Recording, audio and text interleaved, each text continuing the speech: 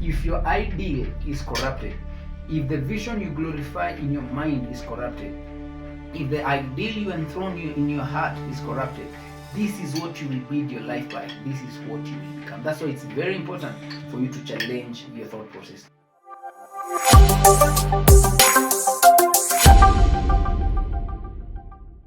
The ideal you enthrone in your heart, this you will build your life by, and this you will become.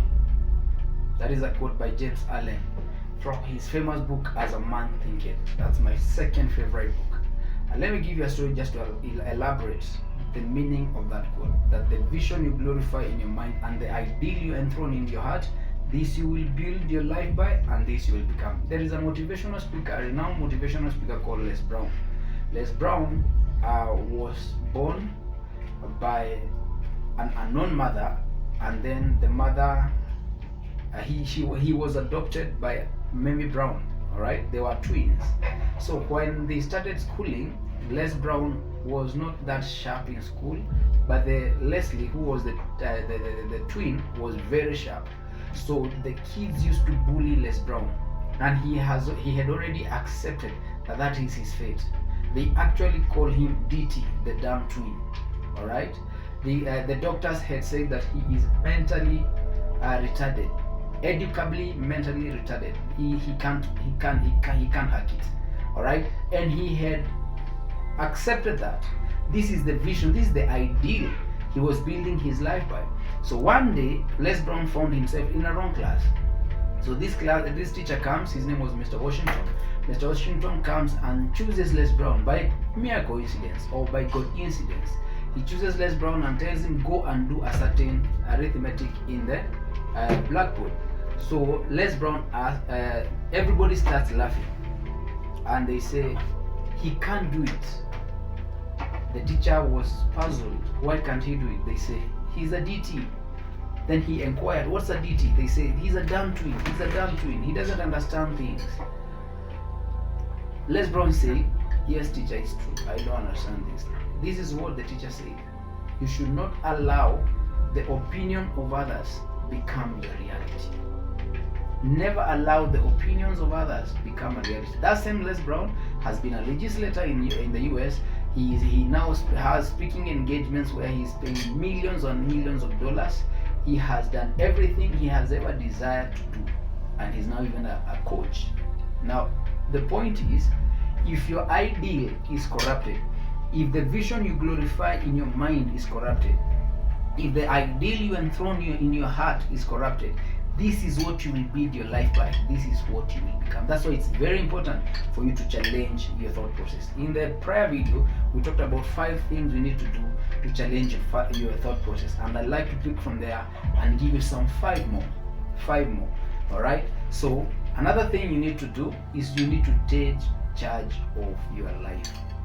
All right. Yes, we said you take charge of your mind. You also need to take charge of your life. This means accepting responsibility for your actions and your outcomes. It means recognizing that we are architects of our destiny and our choices determine our path. No matter what happened to you yesterday, your attitude today is your responsibility. So by taking ownership, we move away from the victim mentality and we embrace a proactive approach to life. We understand that while we cannot control everything that happens to us, we can control how we respond to the things that are happening to us. All right? So, yes, you are born in a ghetto, but you don't have to raise your children in a ghetto. You get the point?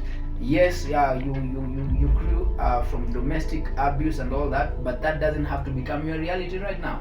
All right? You take charge, you take ownership of your life. The second number 2 in this case, is fostering a sense of passion and purpose. All right, you have to know where you're headed.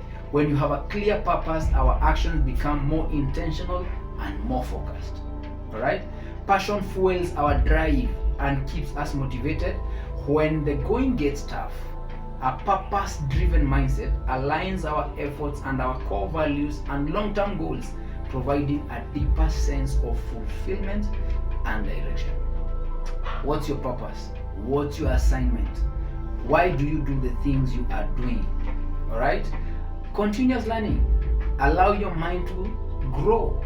By a commitment to a lifelong learning keeps your mind sharp and open to new ideas, new perspectives, and it encourages us to seek out knowledge that broaden our horizons and enhance our skills. All right, so don't say mimi nilimaliza masomo, this is the end of it, I can't do more than that, mi nashika kitabu nalala. Okay, you can do audio. All right, you can do some visuals, yes. You can watch a documentary. In other words, let your mind be challenged every now and then. Usiache mind ilale. It's a muscle. Just like this bicep, if I don't exercise this bicep, no matter how big it becomes, it will be useless. All right, because I'm not using it. All right, then lastly, you need to become flexible. You need to be nimble and flexible, liquid in thought. Why is this important? Because the world is constantly evolving. The world is evolving.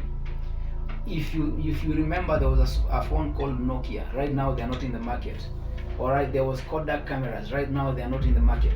You need to keep evolving. You need to be flexible. Is the ability to adapt is essential for success. Adaptability potent. You need to adapt. Today this is your normal. Tomorrow this is not your normal. All right. You need to adapt. A flexible mindset welcomes change as an opportunity for growth and innovation, rather than a threat. If you are fixated, if your mind is fixated, every time the environment changes, you detect a threat. You don't see an opportunity.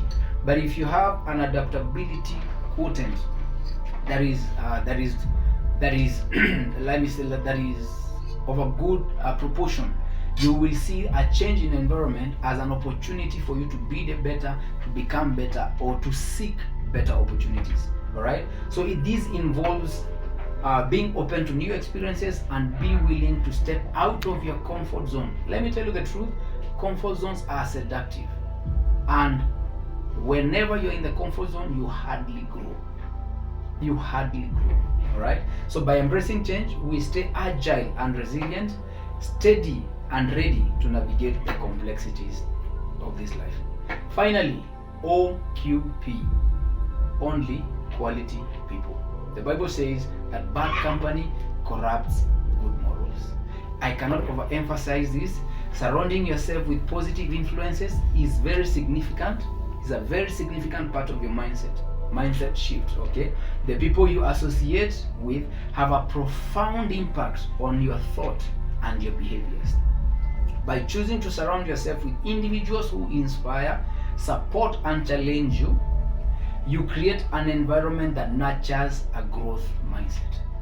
If you're the best in that group, get another group. Don't just leave them, just get another group where you can get challenged mentally, emotionally, physically, financially, spiritually. Get people who are way ahead of you so that you can use them as models, right? So that you can keep going up your ladder.